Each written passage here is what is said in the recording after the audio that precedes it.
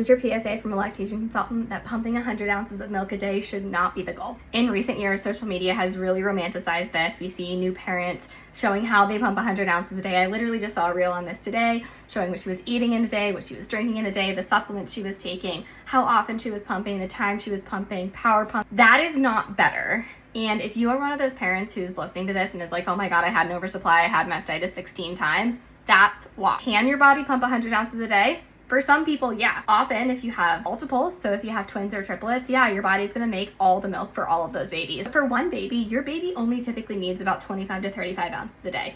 That is a very general number. Every baby is different. Your baby doesn't need 100 ounces a day. I know you're thinking, but Kristen, I need to pump because I need to go back to work, or I need somebody else to be able to feed the baby. I need a freezer stash. I am not saying you won't be able to go away from your baby, have somebody else feed your baby, go back to work, even have a little freezer stash or a little buffer, like I like to call it, without pumping 100 ounces a day.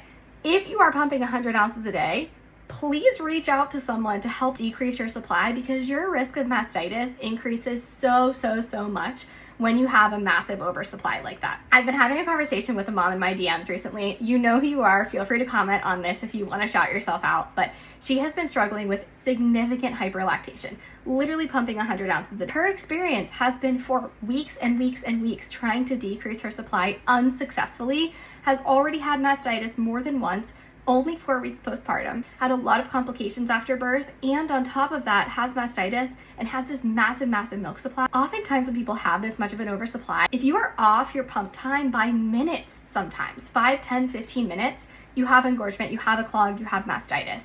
People often need to be so strict with that pumping schedule, if you're exclusive pumping especially and have that much of an oversupply, to avoid those complications. It is not better. This is the reason that as lactation consultants, we really advise against trying to have that massive oversupply.